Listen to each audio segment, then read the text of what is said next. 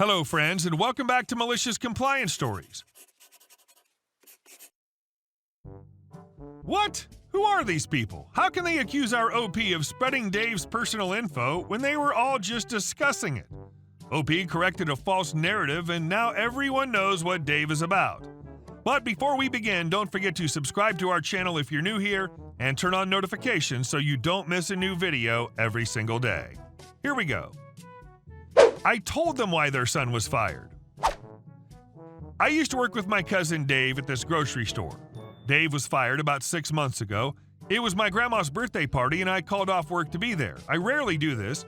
My Uncle Matt came over to talk to me and said I should watch my back with my company and told everyone how Dave was fired for attendance and the company fought him over unemployment and Dave never got it and had to pay lawyer fees.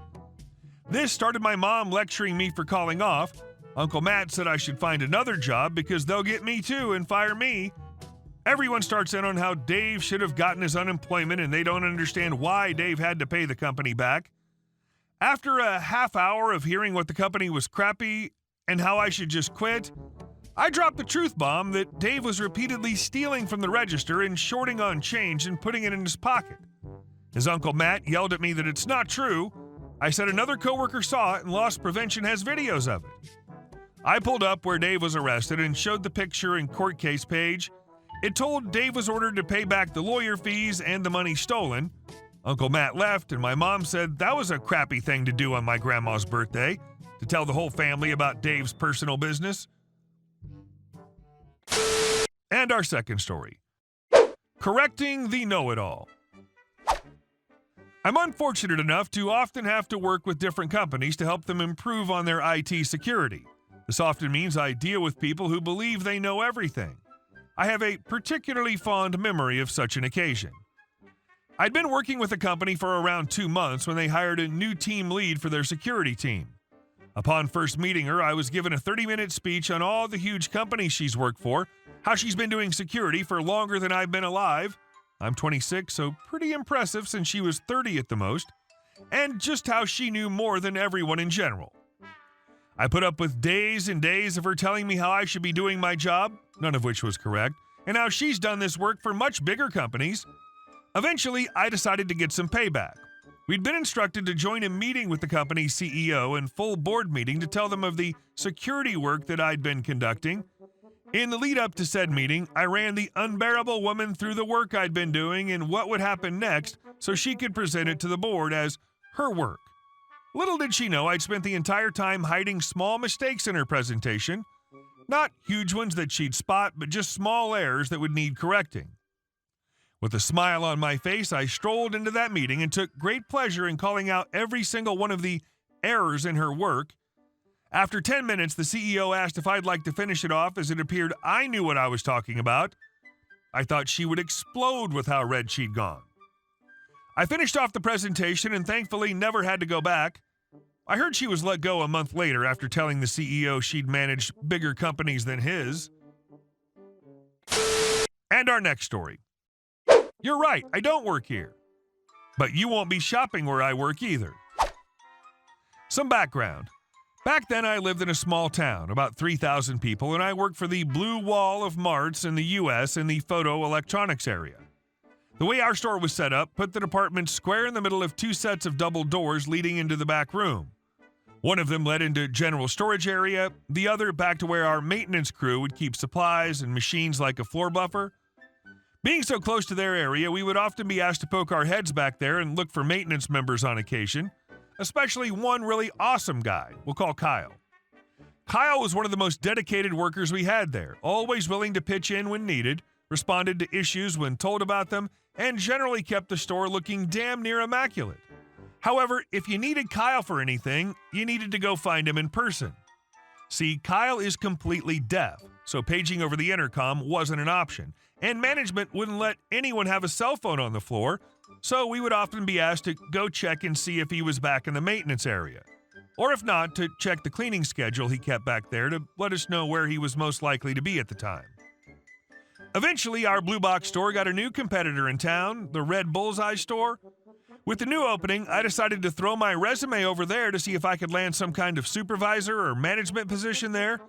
The wall store had many lifers in those positions, and I couldn't move to a new store at the time.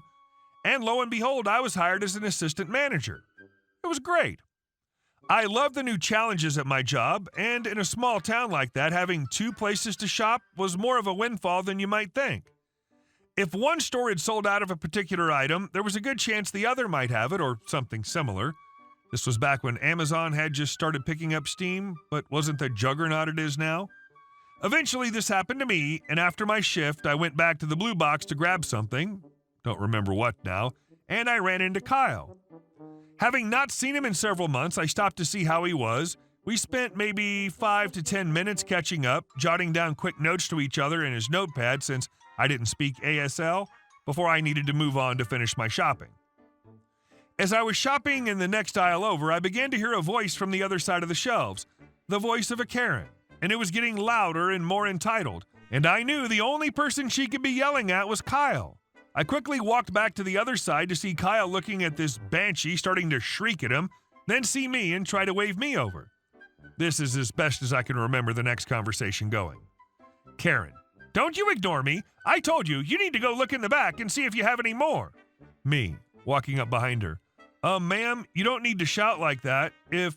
Karen, cutting me off. F off, this doesn't concern you. Me, ma'am, I'm just trying to help. Karen, I don't need your help. I need this little crap to stop acting dumb and do his effing job. Me, getting annoyed now. Listen, Kyle isn't dumb. He's deaf. He literally can't hear your request. Karen, deaf? JC, why do they hire R words here? It's the dumbest effing thing ever. Never mind.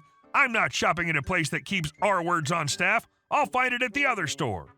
Me, no lady, you won't. You won't find it there because you won't be shopping there. And you certainly won't be allowed back in here either, I'm sure. Karen, that's what you think. You don't even work here.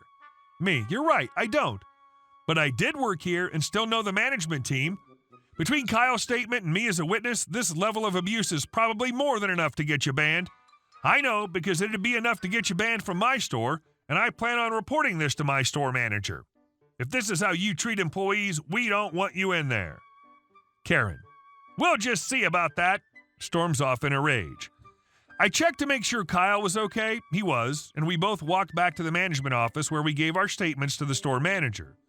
This Karen had caused problems in the store before, and the manager agreed she wouldn't be allowed back in. After that, I called my boss to let her know what happened, provided a description of the lady, and my manager understood and said she'd keep an eye out for her.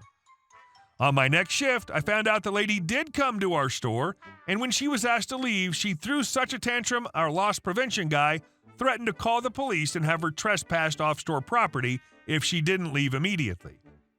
When she started complaining about where she was expected to shop now, LP told her that wasn't his concern, but if she wanted to get any shopping done at our company, she'd best start driving. The nearest sister store to us was the next town over, nearly 25 miles away, and it closed in just over an hour. And our last story. HOA charging everyone $8,000 for new roofs. I live in a community in Colorado run by an HOA.